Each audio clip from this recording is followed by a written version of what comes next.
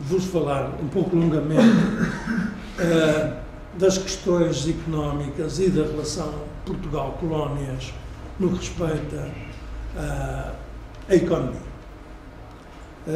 Porque esta questão, penso eu, é das questões mais importantes para perceber o porquê da descolonização tardia e das guerras coloniais. Esta é a minha perspectiva, era na altura e continuo e procurarei demonstrar a importância que tinham as colónias para a economia portuguesa neste período de 50 a 61.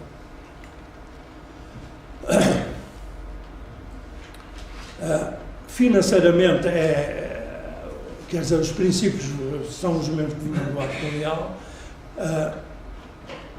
Tem ativo, diz que cada província ultramarina tem ativo e passivo próprios, tinham orçamentos próprios. A administração dos bens a metrópole presta assistência financeira às províncias ultramarinas mediante as garantias. Esta era necessária para os empréstimos externos. Reparem, há uma questão aqui que eu gostaria de vos chamar a atenção, porque às vezes passa despercebido, que era o Banco Nacional Ultramarino.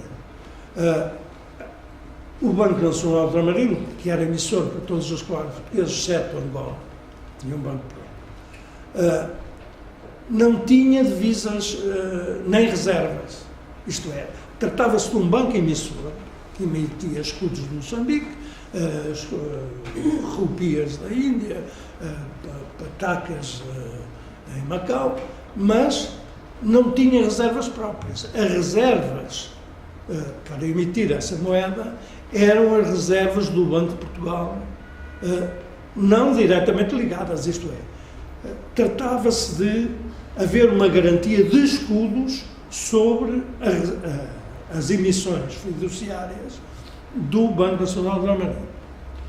Isto é, quando terminou o Banco Nacional Ultramarino, e eu sou testemunha disso, porque tratei disso diretamente, quer dizer, os escudos de Moçambique, por exemplo, ficaram sem valor.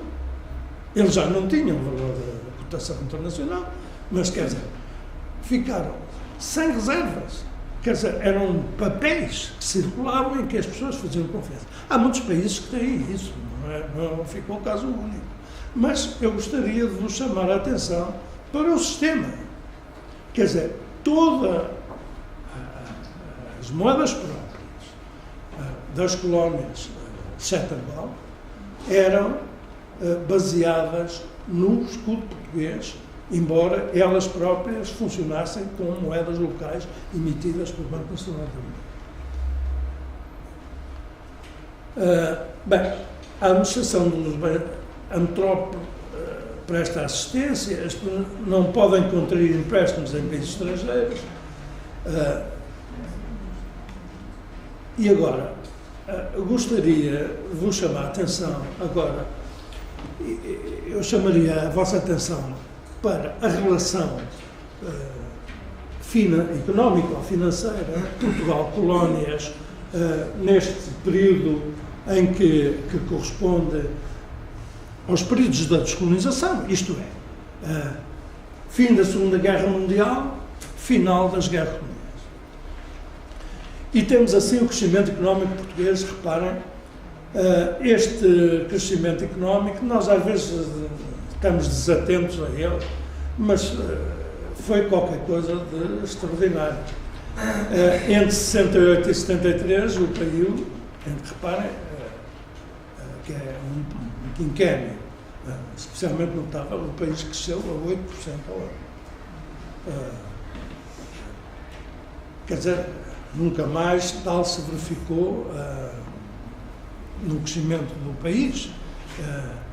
Tratou-se, como sabem, não vou entrar em detalhes sobre as razões, tratou-se da entrada de Portugal na EFTA e de outras medidas de condicionamento, inicialmente condicionamento industrial, a imigração forçada da população rural portuguesa. Eu digo forçada porque foi forçada, eu quero ser bem entendido, forçada por razão económica.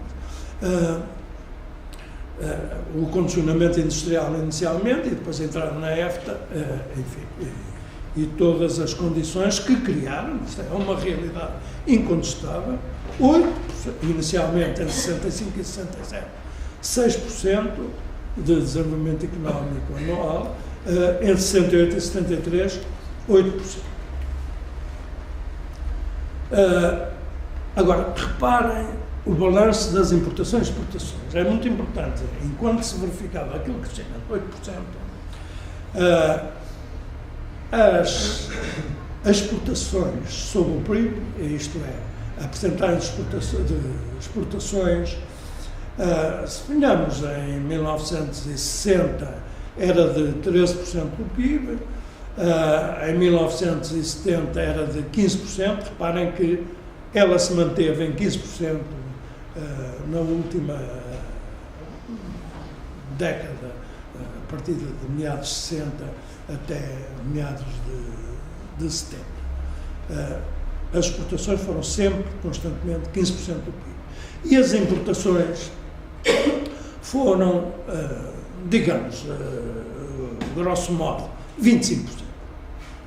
Houve anos de 23%, mas é simples, os números aparecem muito claros. Exportações, 15%, importações, 25% do PIB. Como vê, gera-se aqui um diferencial enorme. Mas foi na dívida pública que ele apareceu. Um país normal, isto aparece logo na dívida pública, como sabem. Mas vejamos ainda as contas com o exterior entre 1950 e 55, que foram os períodos da descolonização. A balança de capitais era a balança de transações correntes, era de 1089, a balança de capitais, em 1950, a balança de capitais 158. Nessa altura houve ajuda externa, ajuda Marshall, não o plano Marshall, nós não quisemos aderir, mas a ajuda Marshall, que foi significativa nestes primeiros anos a seguir à guerra, e está aqui expressa. Mas, como vêem, em 1950 era negativa, em 1952 também, em 1953 idem, o total de 50 a 55 temos ali um valor de 6 milhões de contos. Vejamos o que é que se passava simultaneamente nas colónias. E em 1950 os saldos são sempre positivos, e no mesmo período de 50 a 55, enquanto na metrópole houve 6 milhões de pontos de déficit, nas colónias houve 12 milhões de superávit.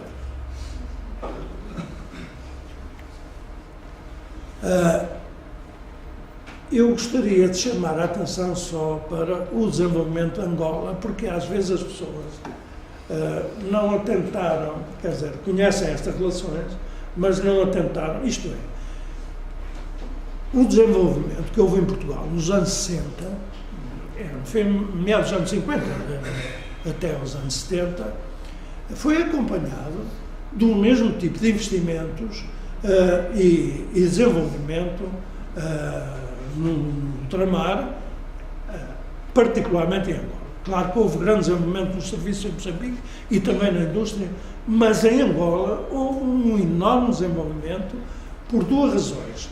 Primeiro, por investimentos diretos do Estado, segundo, por investimentos diretos dos particulares. Isto é, os capitalistas portugueses investiram bastante em Angola. E esses números estão aqui expressos. Vem aqui a taxa de crescimento do PIB, que em 1961 foi 13%, depois houve ali 62 negativo, aqui é em 63 9, em 64 19, mas 11%, 3%, 10%, 10%, 12%, em 71 e 72 foi um período social da guerra, houve menos desenvolvimento, mas em 73 ainda houve 7% e ele estava... E se formos ver a produção industrial, porque às vezes tinha-se a noção de que Angola era só produção agrícola e do setor primário, minérios e etc. Mas não. A produção industrial, em função do PIB, tem estes crescimentos que estão aqui assinalados, 41% em 1973. Isto é devido à passagem de Portugal para a África de número redondo de 50 mil homens, que têm um significado grande nos consumos de Angola, mas também a produção local, isto é, há o aumento de consumo, porque o exército consumiu, mas também há produção local a crescer desta forma. Vejamos o comércio com as colónias, de Portugal com as colónias. Estes números, para mim, são de extremo significado. Em 46, as importações eram de 15% e as exportações de 23%. Mas reparem, as importações diminuem ligeiramente, em 74 já não tem significado, foi só para. Mas em 1970 é muito significativo e situa-se na ordem de número redondo de 15% as importações. Reparem que se tratava de importações de matérias-primas com taxas de cambiais próprias para a indústria portuguesa. Isto é extremamente significativo. E as exportações, trata-se de 1/4 das exportações portuguesas. 1/4 das exportações portuguesas ia para a África. E quando eu digo para a África, ia para as colónias. Porque aqui engloba todas as colónias. Como vimos inicialmente, o déficit era sempre, o déficit da balança de transações correntes era sempre altamente negativo, como vimos. Mas a nossa dívida pública externa, porque a dívida pública interna chegou a ter algum volume em 62, nos anos 60 e princípios dos anos 70. Mas a externa, que é o essencial, em 26, no tempo da República, enfim, e a razão da queda desse regime, era de 43%, mas depois, com a mão severíssima de Salazar, ela baixou logo para 2% em 1950, foi de 6% em 62 e foi de 4% em 74. Isto é, e o serviço da dívida também era baixíssimo, está indicado, não vamos falar disso, mas é importante, o serviço da dívida naturalmente é importante. Mas, quer dizer, era uma dívida externa baixíssima, de 4% ou 5%, mas ainda por cima extremamente bem negociada.